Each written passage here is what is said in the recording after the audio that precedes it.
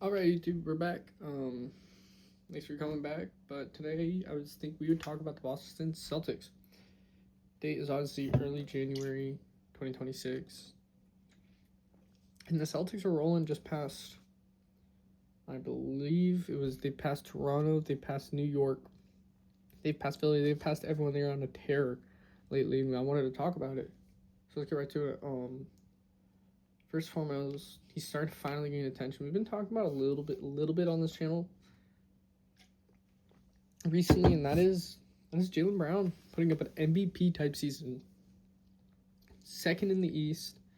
They kind of started the season kind of all right, kind of had a mid start, and this last 2-3 weeks they really looked really good. I saw Jaylen Brown was averaging more points than Tatum did in Tatum's best season. I think that dipped down. Tatum they got a win versus the Bulls tonight. Didn't need much of Jaylen Brown, but I just wanted to kind of talk about Missoula too. Because wow, this has been a really impressive coaching job from Missoula in my opinion to have Neemias Quetta, as I said, leading the team in rebound, being your everyday starter. Started all 32 games this year, averaging 10 points and 7 rebounds. Shout out to him. And Luka Garza being your backup is really, I think that's really special of them. And kind of want to go back into it. I've only watched 1 or 2 games this year. I haven't seen Hugo Gonzalez from, I believe, Spain. I think he played for Real Madrid, if I remember correctly. Let me fact check that. I used to watch his games. Yeah, Madrid, Spain. Yeah. I used to watch his games. Fudge, 2 years ago. I want to say it was 2 years ago. I really liked him. They thought he projected to be a little bit higher pick than then, but I really liked that pick, especially in a system like that. He's only 19, and I think you give Missoula, a guy with that many physical tools and really a lot of talent like that, Missoula will make it happen. And probably one of the most improved players of basketball, I think, has been Jordan Walsh. I don't think anyone's been talking about him, and his defense he's been the breakout defender of the year, I think. There's still a lot of basketball left, a lot of teams to watch and see. Besides Sar's been really good this year too, but Jordan Walsh has been really impressive. He's been one of the reasons why this team's been able to succeed so much, I think, is someone like Jordan Walsh is contributing on that end of the floor, getting them stops when Jalen Derrick, phenomenal defenders. I really don't know much about Queesis. He's averaging under a block and a half a game. Garza doesn't really protect the rim. But someone like Jakob Portal would be really good for them. Too bad Nurk. I don't think. God, even if they could get. Too bad Walker Kessler went out for a year because there was a lot of options from Utah could have gone, but who else is even really going to be on the block? Yeah, Boston might have to wait on a center, is kind of what I've thought. You're getting valuable minutes from Neemias, obviously, and Garza have been playing good enough right now. It's a long season. It's still only early January. But if they don't go for a center, I said in the video that will be posted before this that Trae Young would be really good on this team. Still believe that. Still believe he'd really unlock the potential of Trae Young. I think that benefits Trae Young more than it does benefit the Celtics. I will say that. But I think Joe Mazzulla would get the best out of him. And yeah, I'm going to continue to keep up with the Celtics, continue to watch them. For next week, teams we're going to be really having to watch in on is that's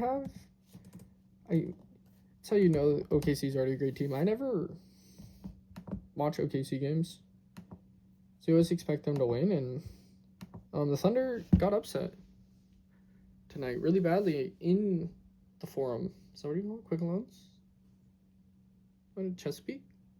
Whatever the arena is, by the 12-seeded Hornets. And that could be a video in itself. Losing the Hornets. Everyone draws games in the NBA like that, but they did drop 2 quickly They're only 5-5 in their last 10. Yeah, a little midseason woe for the Thunder. We'll see what happens from here on out. Spurs need to figure it out. Lakers win 2 games and the jump feels like 3 spots, but 2 spots at least. They've moved up to 3 seed. Denver rallied tonight, moved to 24-12, and just try to hang on without Yoke. They had no one tonight. They got a really big win. Otherwise, Trailblazers got a big win. They're only 3 games under 500. The Clippers won again, past the Mavericks. I'm telling you, Clippers are coming, and they're coming quickly. They'll be a playoff team before you know, a play-in team before you know it. I think playoffs out of reach already. Already 7 games. 8 games? 8 games. No, that's more than that. Almost 10 games, 9.5 games back. Now that I look at it, yeah. Playoffs are probably out of reach, but you get a play-in and you see something like the Trailblazers, Warriors, and Suns. Besides the Suns, I'd feel confident if I'm them. You just beat the Warriors tonight.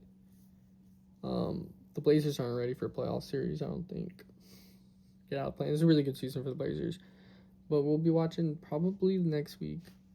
I'll see the Spurs. Probably watch a Thunder game or 2. We'll see how the Nuggets do. And the Suns got a game winner hit on them Suns hit a game winner. Brook hit an incredible shot last night. And then tonight, Kevin Durant gets a little revenge on them and walks into a 3 for the win. So isn't that the duality of the NBA? It's just beautiful. One night you're hitting game winners against the best team in basketball, and then your old best player, your old superstar, hits one the next night on you. Love the sport. Never change basketball. Yeah, well, probably Western Conference. I'm gonna keep my eye on the Clippers. I'm telling you, Clippers. They wrote them off. Clippers are 7-3 in their last 10. Keeping up with them, Spurs, Thunder. Really don't want to torture myself watching the Lakers. Probably the Timberwolves or Rockets. Timberwolves have kind of been in the same spot. Feels like all season they've been the 6th seed. They'll probably end there. Just feels like that's them. Suns are 7th seed. It's kind of the same way. Oops, not mean to do that. Going into the East, Pistons got a big win tonight. Yeah, see, half a game up on the Knicks. More Raptors. If you're a Raptors fan, you're probably loving this season. I'm so happy for you guys. We'd really like to see that team get a series. Magic, we haven't checked in on in a while. The Cavs are still at the bottom of the mid-play-in right now. Hawks, obviously talked about in the Trae Young video. Hopefully the Bucks figure it out. Because all the Bucks have to do is just have a winning record, and you're probably in the play-in at minimum. So they'll probably be fine too. Otherwise, if you made it to the end of the video, thank you. I really appreciate it. I'm going to keep the basketball content coming. I also stream on Twitch too, where I always talk about basketball. Otherwise, thank you. Hit the like and subscribe too.